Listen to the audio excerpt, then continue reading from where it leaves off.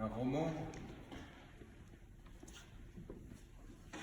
c'est comme un avion. On croit qu'il va s'écraser brutalement sur le ventre, faisant une profonde tranchée en bout de piste, éjectant ou brûlant ses passagers. Julien a toujours mis des lettres dans ses romans. Irène tirait de grands coups de crayon sur ses pages ratées. Une lettre ne peut vivre que si elle arrive dans une enveloppe. Tes lecteurs n'achèteront pas ton roman dans une enveloppe. Ils ne le recevront jamais par la poste. Une lettre tue un roman. Ou bien le roman ne doit être fait que de lettres, ajouta Irène pour devancer la réplique de Julien.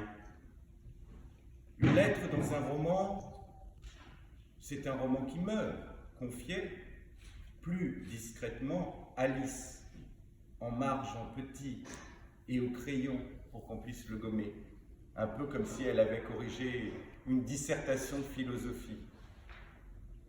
Un roman, c'est comme un accident. Il y a un blessé au bord de la route, il faut le ramasser. D'abord, on se demande si on va s'arrêter. Puis, il y a les autres, ceux qui suivent dans leur voiture et qui poseraient des questions. Alors, on ramasse. Chère Irène, je viens d'écrire à mademoiselle Kérac, dont je t'ai si souvent parlé. Je lui annonçais ma démission.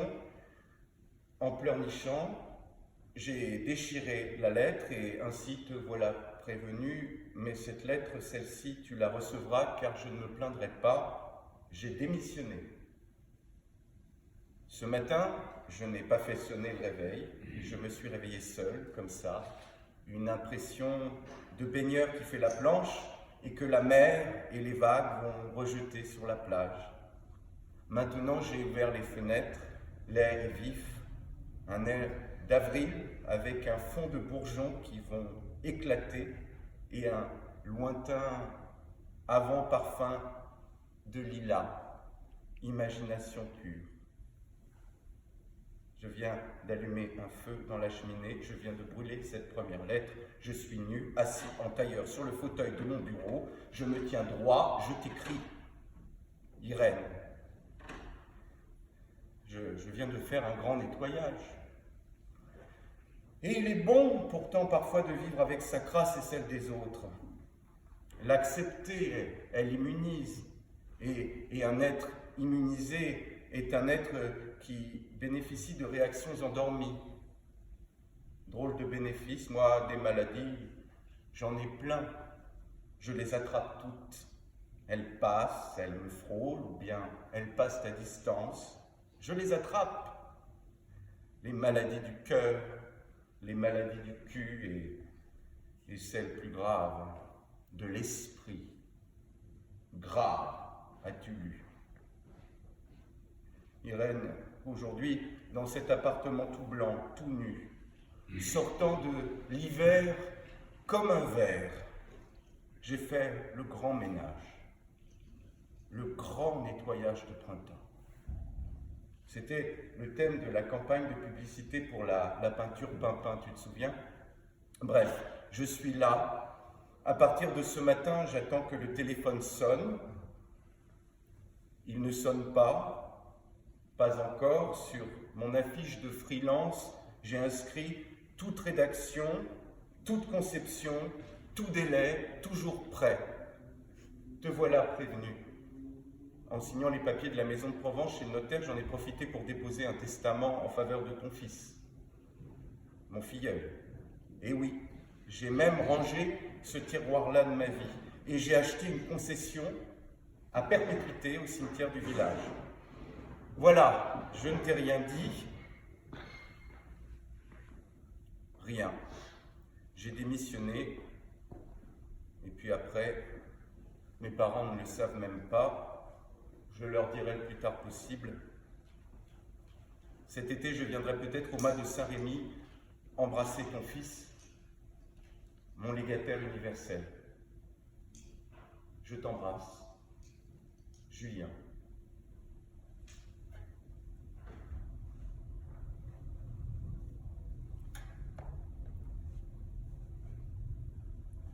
Il pleut.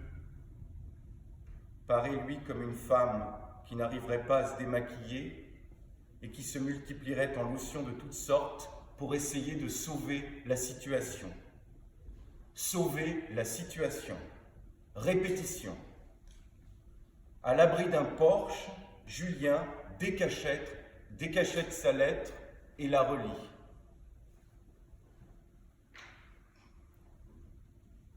Cher Raymond,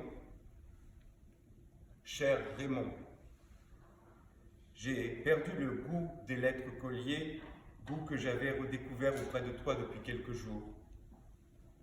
Voilà que ta lettre éveille en moi un vaste sentiment qui me fait penser au dimanche de Jean Désert, de Jean de la ville de Miremont, l'ami de Mauriac, l'ami des mains jointes, mort pendant 14-18. Petite anecdote, il s'était fait photographier dans la pose du dormeur du Val juste avant d'aller se faire zigouiller. Bref, Jean Désert, héros de Jean de la Ville, veut se suicider un dimanche. Comme toi, dans ta lettre, il prépare tout minutieusement, ne laissant même pas au hasard l'injuste accusation d'un commissaire de police trop zélé, enclin à commettre une erreur judiciaire.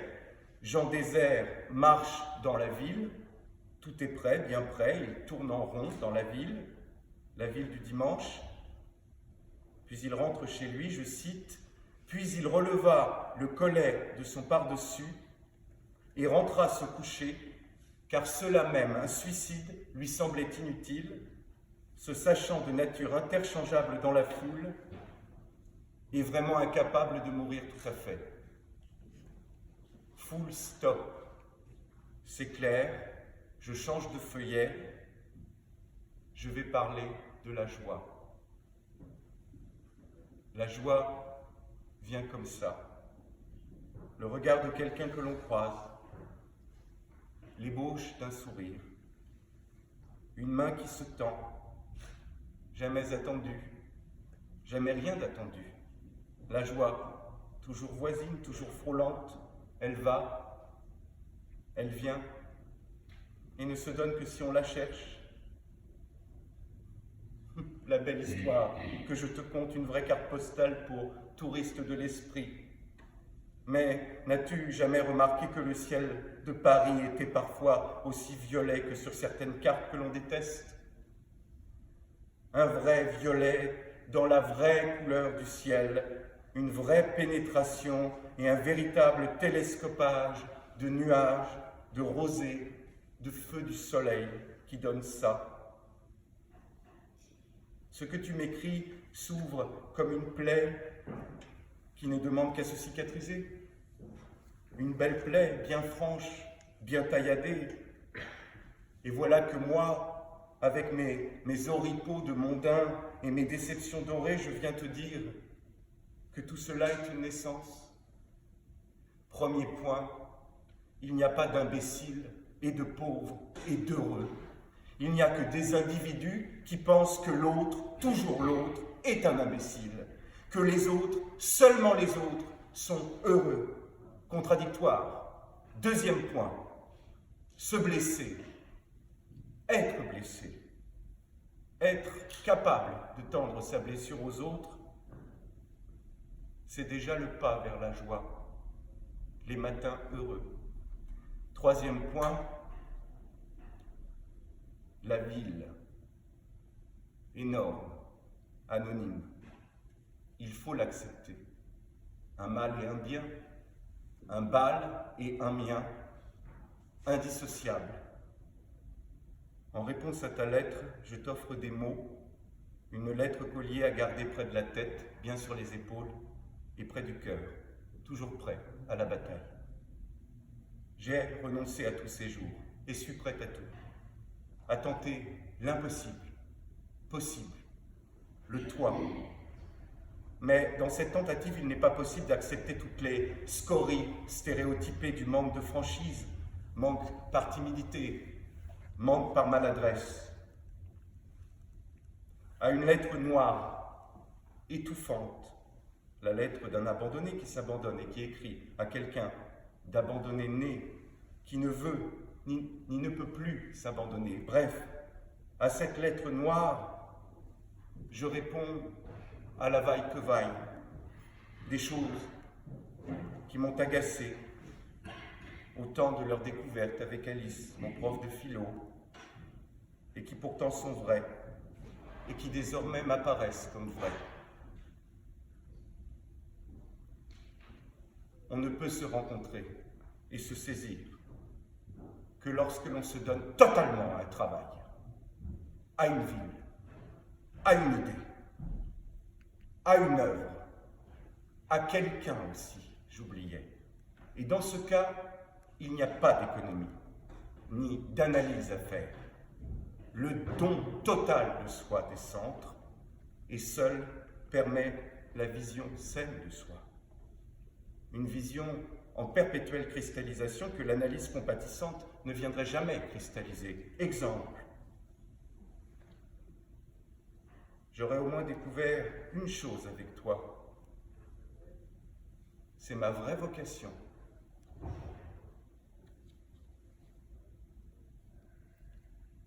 La présence d'une femme. Bref, la chanson que tu chantais l'autre jour dans la voiture, au feu rouge de la rue Fraissinet et de l'avenue Pierre Ier de Serbie. Sinon, le mécanisme de la joie s'arrête et les portes se ferment pour de bon. Je pars pour la Provence, pour ma maison de Cargasse, sans toi. Oh, j'avais sans doute trop fait le projet de découvrir ma nouvelle maison. Ma maison avec toi, pendant ces 4 jours. Dommage, hommage, Julien. Sur un dernier feuillet à part, au dernier moment, Julien a inscrit, à la manière des poèmes bâtons qu'il écrivait enfant, « Si le cœur te dit de venir, j'ai les places pour 2. Le train part à 22h30, train 17, voiture 4, couchette 11 et 12, gare, Paris-Lyon. Rejoins-moi directement, si le cœur t'en dit. Comme ça, prends un ticket de quai. Si tu ne viens pas, on se reverra. Retour dans la nuit de dimanche à lundi. Julien n'a jamais revu Raymond. Parti, sans laisser d'adresse. Raymond n'aura même pas pris le temps de lire cette lettre, même pas pris le temps de la recevoir, de la décacheter. Il pleut des trompes d'eau. Il pleut des trompes d'eau avenue Marceau. Les camions et les voitures font un grand bruit. Un énorme bruit de ville qui vit, qui se dit qu'elle vit, puisqu'elle fait tant et tant de bruit.